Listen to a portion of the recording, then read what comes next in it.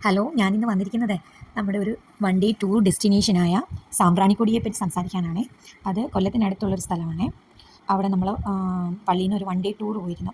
അപ്പോൾ അത് നിങ്ങളുമായിട്ട് ഷെയർ ചെയ്യാമെന്ന് വിചാരിച്ചിട്ടാണ് ഞാൻ ഈ വീഡിയോയുമായി വന്നിട്ടുള്ളത്.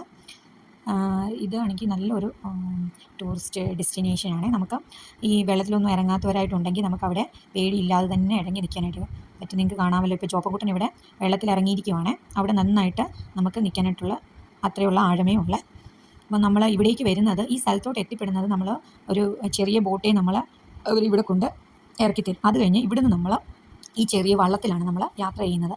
ഇങ്ങനെ നല്ല ദൂരം നമ്മളിങ്ങനെ യാത്ര ചെയ്ത് പോകുമ്പോൾ മൺട്രോത്തുരുത്ത് എന്ന് പറയുന്ന ഒരു തുരുത്തിലായിട്ടാണ് അവിടെ നമ്മളാണെങ്കിൽ കുറേ ദൂരം ഇങ്ങനെ ഈ കണ്ടൽ കാട് പോലെയുള്ള അതിൻ്റെ ഇടയിൽ കൂടെ നമ്മൾ സഞ്ചരിച്ച് ഒത്തിരി മീനുകളെയൊക്കെ കണ്ട് ഇങ്ങനെ പോകുന്നത്. അപ്പോൾ നമ്മൾ ഇതിൽ അങ്ങോട്ട് മുന്നോട്ട് പോകുമ്പോഴത്തേക്ക് ഇവിടെ ഒരു ഐലൻഡ് കാസ്കേഡ് എന്ന് പറഞ്ഞൊരു ഹോട്ടൽ പോലുണ്ട്. അവിടെ നമുക്കാണെങ്കിൽ താമസിക്കേണ്ടതെന്നൊക്കെയാണെങ്കിൽ അവിടെ താമസിക്കുക, എല്ലാവിധ സൗകര്യങ്ങളും ഉണ്ട്.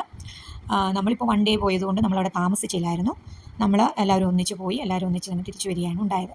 അപ്പോൾ നല്ലൊരു നമ്മൾ ഒരു ദിവസത്തേക്കാണ് നമ്മൾ ടൂർ ഉദ്ദേശിക്കുന്നതെങ്കിൽ അവിടെ നല്ലതാണ്. പോയി കഴിഞ്ഞാൽ നമ്മളത് ഈ കാണുന്ന ഇവിടെ മുന്നോട്ട് പോകുമ്പോൾ കാണുന്ന ആ തുരുത്തിൻ്റെ അതിലേക്കൂടെയുള്ള നല്ല ഒരു യാത്രയാണിത്.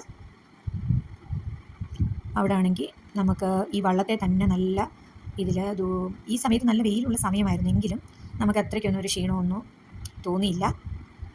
നല്ല കാഴ്ചകളൊക്കെ കണ്ട് വെള്ളമൊക്കെ കണ്ട് ആസ്വദിച്ച് നമുക്ക് പോകാം. കണ്ടോ, ഇത് കാണുമ്പോൾ നമുക്കൊരു അത്ഭുതമായിട്ടാണ് തോന്നുന്നത് ഈ തുരുത്ത്. കാരണം എന്താണെന്ന് ചോദിച്ചു കഴിഞ്ഞാൽ ഇവിടെ എങ്ങനെ ഇത്രയും വലിയൊരു കണ്ടൽക്കാടുണ്ടായി എന്ന് പോലും നമ്മൾ തോന്നിക്കും. ഇതാണ് അങ്ങ് ഒത്തിരി സ്ഥലം നീളത്തിലങ്ങ് കിടക്കുക. അങ്ങ് നമ്മൾ യാത്ര ചെയ്താലും തീരാത്തത്രേ. ഈ ചില സ്ഥലങ്ങളിലൊക്കെ ഇവിടെ ആണെങ്കിൽ നിലയും ഉണ്ട് കേട്ടോ. നമ്മൾ ഇറങ്ങി അവിടെ നിൽക്കാനും നമുക്ക് പറ്റും.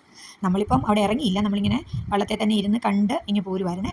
ഈ ആൻറ്റിമാരൊക്കെ ചൂടത്ത് മുഖമൊക്കെ ഇങ്ങനെയൊക്കെ ഒന്ന് വയ്ക്കുന്നുണ്ട്. പക്ഷേ എന്നാലും കുഴപ്പമില്ല, നമുക്ക് സഹിക്കാൻ പറ്റുന്ന ചൂടേ. നല്ല ചൂടുള്ള സമയത്താണ് ഞങ്ങൾ പോയത്, പക്ഷേ സഹിക്കാൻ പറ്റുന്ന ചൂടേ ഉള്ളൂ.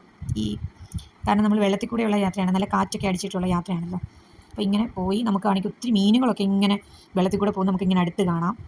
നമ്മുടെ ജോപ്പൻകുട്ടനൊക്കെ ആണെങ്കിൽ വാച്ച് വരികയും കൈ വെള്ളത്തിലിട്ട് നനച്ചായിരുന്നു വന്നുകൊണ്ടിരുന്നത്. ഇത് നമുക്ക് ഇങ്ങനെ കാണാനും പിന്നെ കുറേ സാധനങ്ങളൊക്കെ നമുക്കവിടെ ഇതുവഴിയുള്ള ഈ വള്ളത്തിലുള്ള യാത്ര അതിമനോഹരമായിരുന്നു കേട്ടോ. കണ്ടോ, അവിടെ ദൂരെ നിന്ന് ഈ പച്ചപ്പ് കാണുമ്പോൾ നല്ല മനസ്സിനും കണ്ണിനും ഒക്കെ നല്ലൊരു കുളിർമയാണുള്ളത്. അവിടെ ഇത്രയും തന്നെ കാട് പോലെ ഇങ്ങനെ കണ്ടൽക്കാട് ഉള്ളതുകൊണ്ട് തന്നെ നല്ല ഓക്സിജനും നല്ലൊരു പ്യൂരിഫൈഡ് ആയിട്ടുള്ള എയറാണ് നമുക്ക് ശ്വസിക്കാൻ പറ്റുന്നത് കേട്ടോ. നമ്മൾ ഈ സിറ്റിയിലൊക്കെ താമസിച്ച് ഇങ്ങനെയുള്ള സ്ഥലങ്ങൾ വിസിറ്റ് ചെയ്യുവാണെങ്കിൽ നമുക്ക് ഏറ്റവും നല്ലതായിരിക്കും. കാരണം നല്ല ശുദ്ധവായുവാണ് നമുക്ക് അവിടെ നിന്ന് കിട്ടുന്നത്. അങ്ങനെ നമ്മൾ ഈ കണ്ടൽക്കാടുകളിലൂടെ ഇങ്ങനെ വള്ളത്തെ പോയി ഇങ്ങനെ കുറേ ദൂരം ഒരു ചുറ്റിക്കറക്കി നമ്മളിങ്ങനെ തിരിച്ച് നമ്മൾ വന്ന സ്ഥലത്ത് കൊണ്ടിറക്കുന്നതാണ്. അപ്പം നമുക്ക് മീനുകളെയൊക്കെ ഈ പോകുന്ന വഴി കാണാം. ഈ വീഡിയോ ഇഷ്ടപ്പെട്ടാൽ നിങ്ങൾ ലൈക്ക് ചെയ്യാനും ഷെയർ ചെയ്യാനും സബ്സ്ക്രൈബ് ചെയ്യാൻ മറക്കല്ലേ.